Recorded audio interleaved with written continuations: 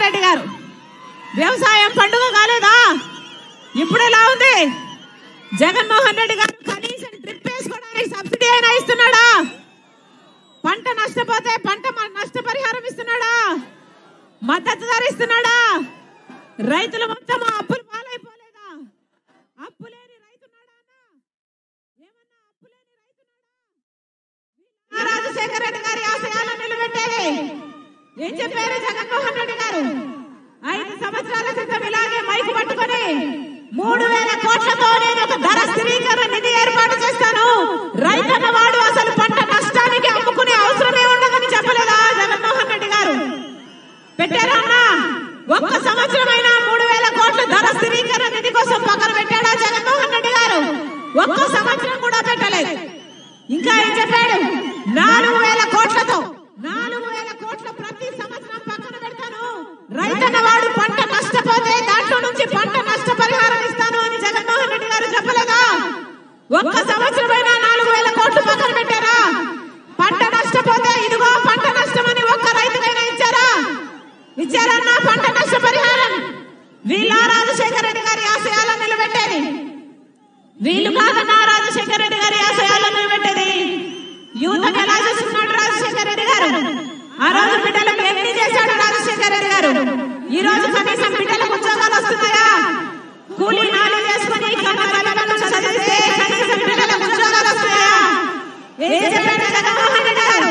ప్రతి సంవత్సరం job calendar విడుదల చేస్తానని జగన్మోహన్ రెడ్డి గారు చెప్పలేదా? వచ్చిందా? ఒక్క సంవత్సరమైనా జాబ్ క్యాలెండర్ వచ్చిందా?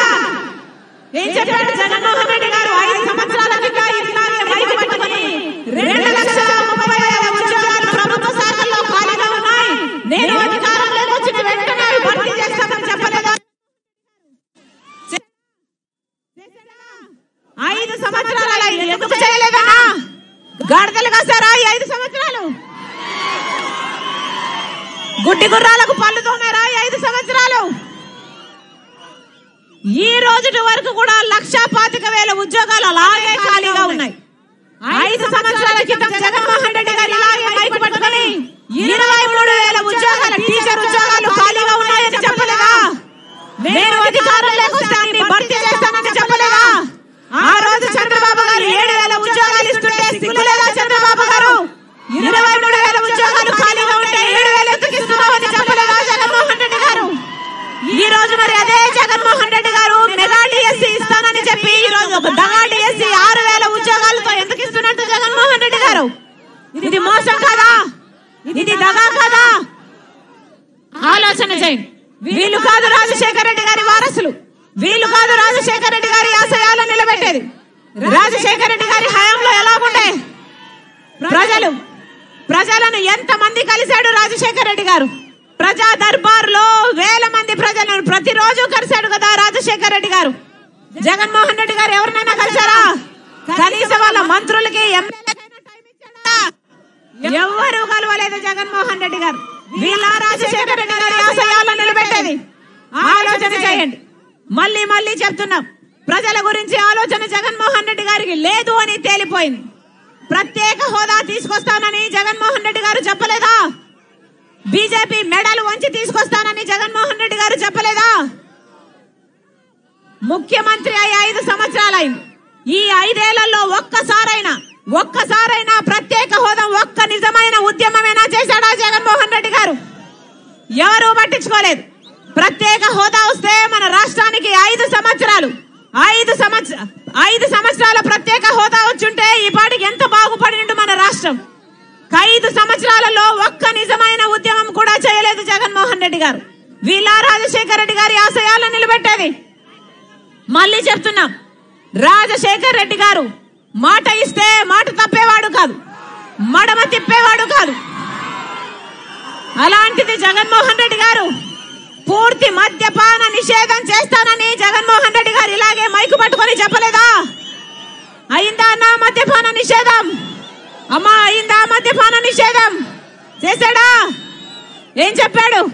మద్యపాన నిషేధం చేయకపోతే నేను మళ్ళీ ఓట్లు అడగనని చెప్పాడు కదా జగన్మోహన్ రెడ్డి గారు. మరి ఇప్పుడు సిద్ధమని ఎక్కడికి బయలుదేరారని అడుగుతున్నాం. కనీసం కుంభకర్ణుడైనా 6 నెలలు నిద్రపోతాడు, 6 నెలలు పని చేస్తాడు కదా. జగన్మోహన్ రెడ్డి గారు 4.5 సంవత్సరం నిద్రపోయాడు. ఎప్పుడూ ప్రజల ముందుకు రాలేదు. ఇప్పుడు ఎలక్షన్లు వచ్చాయని సిద్ధమని ఇప్పుడు మీ ముందుకు వచ్చాడు. ఇంతకు ముందు ఎప్పుడైనా వచ్చారా? ఇంతకు ముందు ఎప్పుడైనా కనిపించారా? ఇప్పుడు బయలుదేరి వచ్చారు అంటే మీ ఓట్లతో కాకుంటే మిమ్మల్ని ఓట్లేసే యంత్రాలుగా చూడడం కాకపోతే మిమ్మల్ని మనుషుల్లా చూస్తున్నాడా జగన్మోహన్ రెడ్డి గారు? పూర్తి మద్యపాన నిషేధం అని చెప్పారు, మేనిఫెస్టోలో పెడుతున్నాను అని చెప్పారు.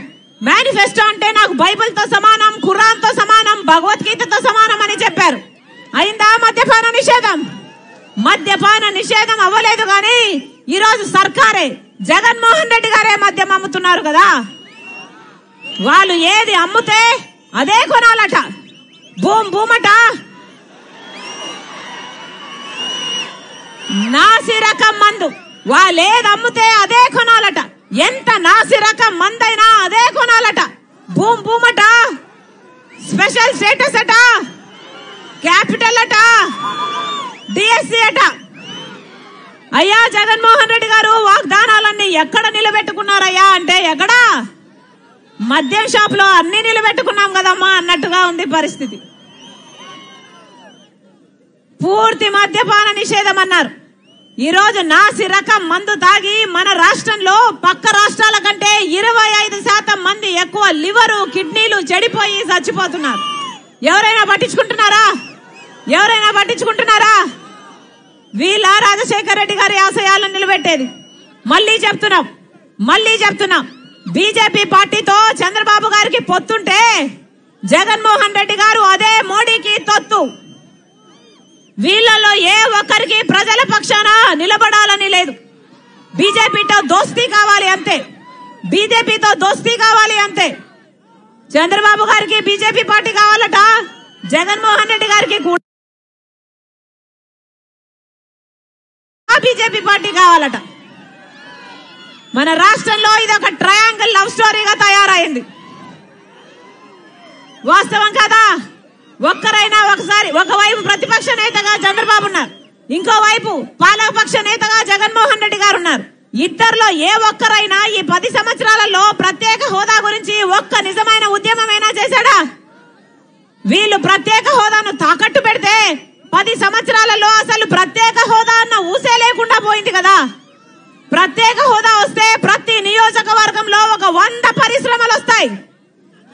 ట్యాక్స్ రాయితీలు ఉంటాయి కాబట్టి 100 పరిశ్రమలు వస్తే ఎంత అభివృద్ధి జరుగుతుంది, మన బిడ్డలకు ఎన్ని ఉద్యోగాలు వస్తాయి. మళ్ళీ చెప్తున్నాం, వీళ్ళకి ఎవరికి ఓటేసినా మళ్ళీ బీజేపీ పార్టీకే పోతుంది. బీజేపీ పార్టీ మనకు ప్రత్యేక హోదా ఇవ్వదు, పోలవరం ప్రాజెక్ట్ ఇవ్వదు, రాజధాని ఇవ్వదు.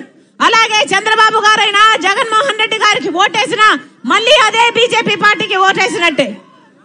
రాష్ట్రంలో దేశంలో బీజేపీ అంటే భారతీయ జనతా పార్టీ ఏమో గానీ మన రాష్ట్రంలో మాత్రం బీజేపీ ఎక్కడో లేదన్నా. రాష్ట్రంలో మాత్రం బి అంటే బాబు, జే అంటే జగన్, పి అంటే పవన్. వీళ్ళే, వేరే బీజేపీ అవసరం లేదు. వీళ్ళే బీజేపీ పార్టీ. మళ్ళీ చెప్తున్నాం, ఈసారి ఈ 3 పార్టీలలో ఏ పార్టీకి ఓటేసినా మీ ఓటును డ్రైనేజ్ లో వేసినట్టే. మళ్ళీ చెప్తున్నాం, ఒక్క కాంగ్రెస్ పార్టీ మాత్రమే, హస్తం గుర్తు మాత్రమే ఆపయ హస్తంగా ప్రజల పక్షాన నిలబడే పార్టీ. హస్తం గుర్తు మీద ఓటేయండి, కాంగ్రెస్ పార్టీని గెలిపించండి. 10 సంవత్సరాల ప్రత్యేక హోదా కాంగ్రెస్ పార్టీ తీసుకొస్తుంది. కాంగ్రెస్ పార్టీని గెలిపించండి. రైతులకు 2 లక్షల వరకు రుణమాఫీ చేస్తుంది కాంగ్రెస్ పార్టీ. కాంగ్రెస్ పార్టీని గెలిపించండి. ప్రతి పేదింటికి సంవత్సరానికి 1,00,000 రూపాయలు ఇల్లు గడుపుకోవడానికి ఆ ఇంటి మహిళకి ఇస్తుంది కాంగ్రెస్ పార్టీ. అంటే 5 సంవత్సరాలకి 5 లక్షల రూపాయలు. యువత పక్షాన, బిడ్డల పక్షాన, నిరుపేదల పక్షాన నిలబడే పార్టీ కాంగ్రెస్ పార్టీ. వికలాంగులకు పెన్షన్, వితంతులకు వృద్ధులకు పెన్షన్ 4,000 రూపాయలు, వికలాంగులకు పెన్షన్ 6,000 రూపాయలు ఇస్తుంది కాంగ్రెస్ పార్టీ. ఇల్లు లేని ప్రతి పేద కుటుంబానికి, ఒక పక్క ఇల్లు లేని ప్రతి పేద కుటుంబానికి 5 లక్షలతో పక్కా ఇల్లు కట్టిస్తుంది కాంగ్రెస్ పార్టీ. మీరు ఆశీర్వదించండి, మీరు ఆశీర్వదించండి. కాంగ్రెస్ పార్టీ ఎమ్మెల్యే అభ్యర్థి మురళీకృష్ణ గారు, మీ తమ్ముడు, మీ అన్న, మీ బిడ్డ గొప్ప మెజారిటీతో గెలిపించండి, గొప్ప మెజారిటీతో గెలిపించాలని